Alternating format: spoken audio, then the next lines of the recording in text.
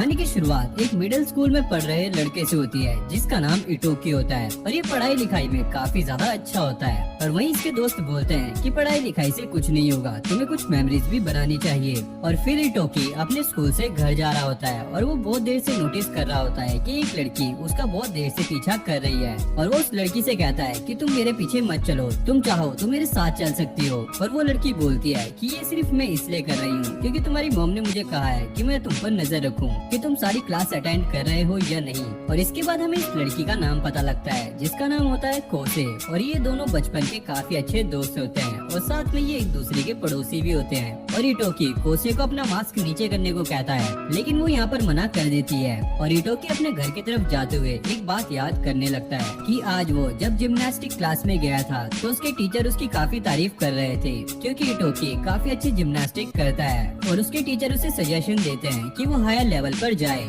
और वो ये सोच रहा होता है आखिरकार यार मेरी लाइफ का होगा क्या। और वो घर जाते जाते उछलता कूदता अपने घर जा रहा होता है और ये चीज वहाँ पर खड़ी हुई एक लड़की भी देख रही होती है। और उसके बाद हमें इटोकी के अंकल को दिखाया जाता है जो कि एक स्टोर में काम करते हैं और इनका नाम होता है टोकी सादा। भाई इटोकी और इनका नाम काफी सिमिलर नहीं है। और जिस स्टोर में ये काम करते हैं उसकी मैनेजर और कोई नहीं इटोकी की मॉम होती है। जिसके बाद हमें पता लगता है कि इटोकी के फादर की मौत काफी पहले हो चुकी है। और अब अगले सीन में हमें दिखाया जाता है इटोकी अपने स्कूल आ जाता है और जैसे ही वो अपनी अलमीरा ओपन करता है उसे वहाँ पर एक लव लेटर मिलता है। और ये देखकर इटोकी काफी ज्यादा खुश हो जाता है क्योंकि उसे लाइफ में पहली बार किसी ने लव लेटर दिया होता है। और इसके बाद हमें पता लगता है कि ये लव लेटर उस लड़की ने दिया होता है जो कि इटोकी को काफी टाइम पहले से छुप छुप कर देख रही होती है। और फाइनली ये लड़की इटोकी को प्रपोज कर देती है और वो उसे कहती है मैं तुम्हारी जिम्नास्टिक स्किल से काफी ज्यादा इम्प्रेस हो गई हूँ, तुम मुझे बहुत ज्यादा अच्छे लगते हो। और इटोकी भी शर्माते हुए उसका प्रपोजल एक्सेप्ट कर लेता है।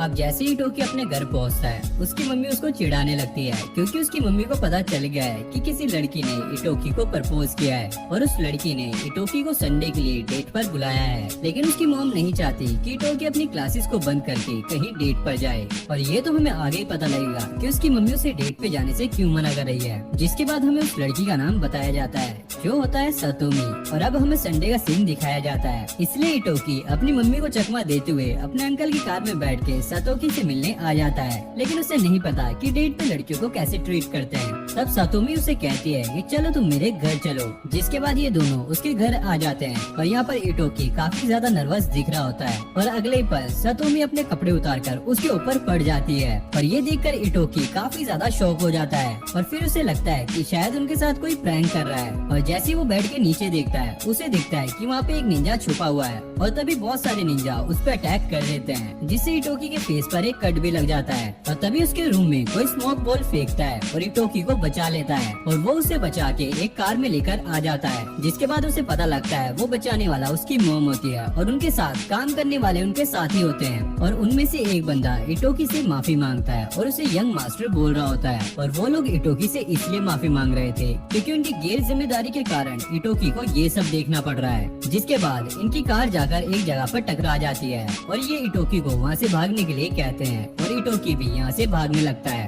और इधर ये लोग इन निंजा से फाइट कर रहे होते हैं और यहाँ पर इटोकी भागता भागता काफी दूर आ जाता है और वो एक जगह पर आकर रुक जाता है जहाँ पर उसे एक पुलिस वाला मिलता है। और पुलिस वाला उससे पूछता है कि तुम यहाँ पर क्या कर रहे हो। जिसके बाद इटोकी उसे सारी बातें बता देता है। लेकिन तभी पीछे से एक निंजा आकर उस पुलिस वाले को भी मार देता है। और यहाँ पर इटोकी को बिल्कुल भी समझ नहीं आ रहा होता है कि यहाँ पर चल क्या रहा है। और उनमें से एक निंजा इटोकी को वहीं पर बांध के फेंक देता है। जिसके बाद वहाँ पर आते हैं इटोकी के अंकल जिसे देखकर सभी निंजा काफी डरने लगते हैं और सभी निंजा उसे ब्लैक डेविल कहकर पुकार रहे होते हैं। और तभी इटोकी के अंकल उस पुलिस वाले को कहते हैं बस अब तुम उठ जाओ, बहुत ज्यादा ओवर एक्टिंग हो चुकी है। जिसके बाद हम देखते हैं उसके अंकल एक सूट पहनकर सभी निंजास को वहाँ पर मार देते हैं। और इधर हम देखते हैं कि इटोकी होश में आ जाता है और वो देखता है कि वो तो कोसे की गोद में लेटा हुआ है। और इटोकी को समझ नहीं आ रहा होता है कि उस पे हमले क्यों हो रहे हैं। और तभी उसके अंकल आकर कार का दरवाजा खोलते हैं। इटोकी पूछता है कि अभी हम कहाँ पर हैं। और तभी वो अचानक देखता है कि वो कुछ लोगों के बीच में बैठा हुआ है। और तभी वो अपनी मॉम को सामने बैठा हुआ देखता है और अपनी मॉम से कुछ बोलने ही वाला होता है। लेकिन उसकी मॉम उसे वहीं पर रुका देती है और कहती है इस जगह तुम मुझे अपनी मॉम कहकर मत बुलाओ। और उसकी मॉम कहती है यहाँ पर तुम मुझे चीफ कहकर बुलाओ। और उसकी मॉम बताती है कि हम सभी ईगा विलेज के शिनोबी हैं जो कि अभी इधर रह रहे हैं। और इटोगी को अभी भी यहाँ पर समझ नहीं आ रहा होता है कि यहाँ पर चल क्या रहा है। और उसकी मम्मी कहती है अभी तक वो लोग जो कुछ भी कर रहे थे वो सिर्फ दुनिया को दिखाने के लिए था। और सिर्फ वही लोग नहीं, इस कंट्री में बहुत सारे निंजा क्लैन्स रहते हैं जो कि इसी तरह छुपे हुए हैं। और निंजा होने के कारण उन्हें बहुत सारे स्ट्रिक्ट रूल फॉलो करने पड़ते हैं। लेकिन जो गोगा क्लैन है वो कोई भी रूल को फॉलो नहीं करता।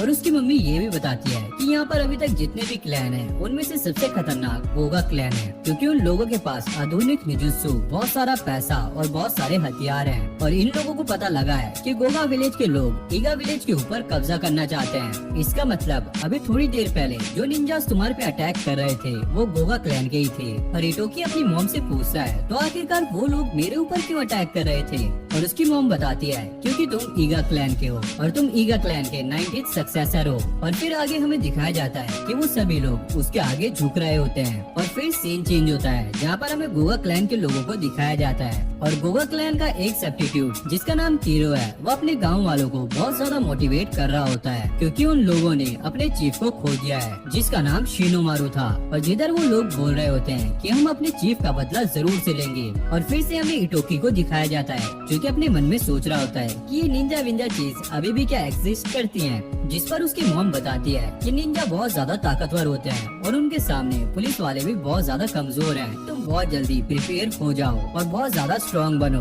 जिसके बाद इटोकी के अंकल उसे खींचकर ले जाते हैं और बाहर इटोकी के अंकल उसे कहते हैं कि अब तुम्हारे पास बस दो ही रास्ते हैं, एक तो तुम निंजा बनकर इस विलेज को प्रोटेक्ट करो या फिर कमजोर बनके उन लोगों के हाथ मारे जाओ। अब तुम्हें डिसाइड करना है कि तुम्हें क्या करना है। इटोकी यहाँ पर बहुत ज्यादा घबरा जाता है और वो बोलता है कि अभी कुछ देर पहले उस पे बहुत ज्यादा जानलेवा हमले हो रहे थे और अब उसे बोला जा रहा है कि वो एक निंजा बने, लेकिन ये बहुत ज्यादा मुश्किल है। और इटोकी का अंकल उसे इस हालात में देखकर बोलता है अगर तुम चाहते हो तो मैं तुम्हें लेकर भाग सकता हूँ, लेकिन अगर तुम अभी मना कर दोगे तो तुम फिर कभी भी नहीं भाग सकते। असल में इटोकी के फादर इस विलेज के हेड थे और उनके मरने के बाद इटोकी को यहाँ का हेड बनाना था, लेकिन वो काफी ज्यादा छोटा था, इसलिए ये रिस्पॉन्सिबिलिटी उसकी मॉम को लेनी पड़ी। लेकिन उसकी मॉम एक निंजा भी नहीं है, लेकिन फिर भी ये रिस्पॉन्सिबिलिटी निभा रही है। अब इटोकी के पास दो रास्ते हैं, उसे जो चूज करना है वो चूज कर सकता है। और अपने अंकल के मुंह से ये सारी बातें सुनकर वो काफी ज्यादा रोने लगता है और वो कहता है कि मैं अपनी मॉम को छोड़कर कहीं नहीं जाऊंगा।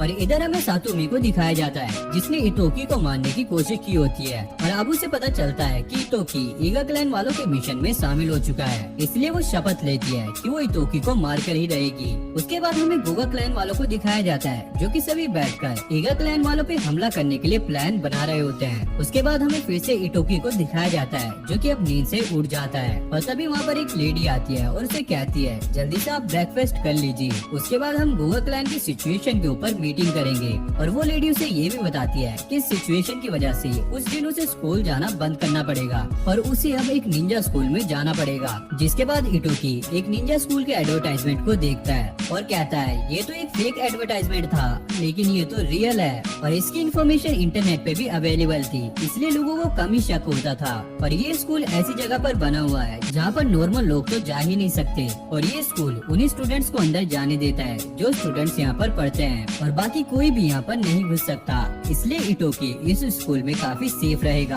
और परसों एक एग्जाम होगा जिसमें इटोकी को पास होना होगा इस स्कूल में एडमिशन लेने के लिए। और एग्जाम होने से पहले एग्जाम होने की जगह नहीं पता लगाई जा सकती, इसलिए उसके अंकल उसे उस जगह पर ले जाने के लिए मदद करेंगे। फिर हमें इटोकी की मम्मी के स्टोर को दिखाया जाता है जहाँ पर एक आदमी आया होता है जो कि गोगा क्लैन का सेल्स मैनेजर होता है। और इटोकी के पूछने पर वो लेडी उसे बताती है 80 साल पहले एक बहुत बड़ी लड़ाई हुई थी जहाँ पर बहुत सारे शिनोबी लड़े थे और यहाँ पर इटोकी की मॉम को दिखाया जाता है और वो लोग इन्हें यहाँ पर स्टोर का प्राइस बढ़ाने